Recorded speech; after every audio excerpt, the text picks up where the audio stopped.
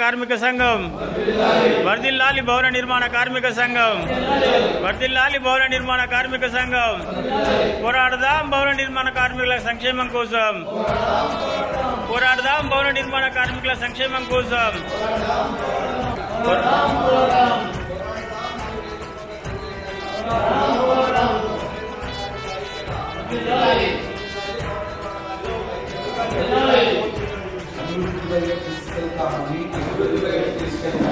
మనస్ఫూర్తిగా తెలియజేస్తూ మీ సంఘంలో మన సంఘ లక్ష్యాల కోసం ఆశయాలను ముందుకు తీసుకెళ్తామని ప్రమాణ స్వీకారం చేస్తున్నాం. భవన నిర్మాణ కార్మిక సంఘం సోసిని వీరయ్య భవన నిర్మాణ కార్మిక సంఘం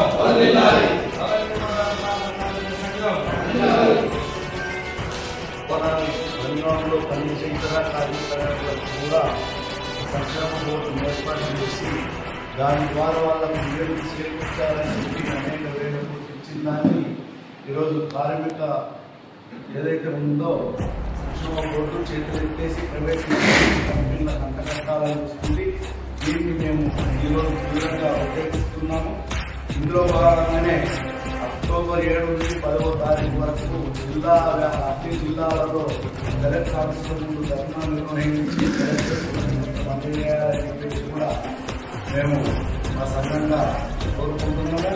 అందులో భాగంగా ఏదైతే ఉందో కార్మికులు ఎవరైతే పనిచేస్తున్నారో ఈ భవన నిర్మాణ రంగంలో ఆ యొక్క ప్రదేశాల్లో దాదాపుగా అద్దాల వద్ద కానీ తాత్కాలికంగా ఉన్నటువంటి వద్ద కానీ అదేవిధంగా అపార్ట్మెంట్స్ కట్టుకున్న వాళ్ళ దగ్గర అనేక వందల మంది ఉంటారు. కానీ వాళ్ళకి ఏ రకమైనటువంటి సౌకర్యం లేదు.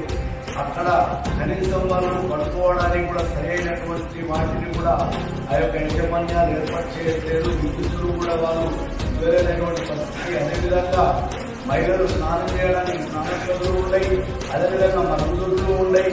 ఈ రకమైనటువంటి అనేక ఇబ్బందులు ఎదుర్కొన్నటువంటి పరిస్థితులు ఉన్నాయి. కాబట్టి వీళ్ళందరికీ కూడా ఈ యొక్క ప్రభుత్వం ఏదైతే కార్మిక లేబర్ ఆఫీసుల్లో ఈ అన్నింటినీ కూడా తిరిగి పరిశీలన జరిపి ఈ అన్ని సౌకర్యాలను ఏర్పాటు చేసే విధంగా చూడాలని చెప్పేసి కూడా మేము ఈ సందర్భంగా డిమాండ్ చేస్తున్నాం.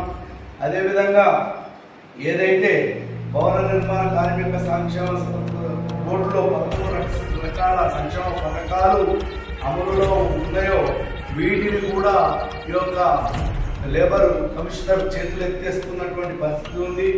అంతేకాకుండా పాక్షికంగా అంగవైకల్యానికి గురైన శాశ్వతంగా అంగవైకల్యం ఉన్నవారికి అందజేయడంలో కూడా విఫలమైందనేటువంటి విషయాన్ని మనం దృష్టిలో పెట్టుకుంటున్నాము.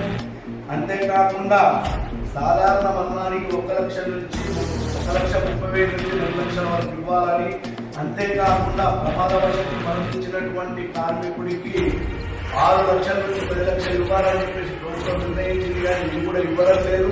ఇది కూడా చేతులు చేసింది. ఇది కూడా ఇవ్వాలనేటువంటిది కూడా మా ప్రధానమైనటువంటి డిమాండ్లో ఉంది. వీటి అమలు కోసము ఈరోజు ఏదైతే మా తెలంగాణ మహిళల భవన ఇతర నిర్మాణ కార్మిక సంఘం ఈరోజు మహాసభ జరిపిస్తున్నదో ఈ మహాసభలో కూడా దీని సందర్భంగా ప్రభుత్వానికి డిమాండ్ చేస్తున్నాం. వీటిని అమలు చేయాలి. ఎట్టి పరిస్థితుల్లో వీటిని అమలు చేయకపోతే మా యొక్క కార్మిక వర్గాన్ని ఐక్యం చేసి తీవ్ర పోరాటాలకు సిద్ధమవుతాం.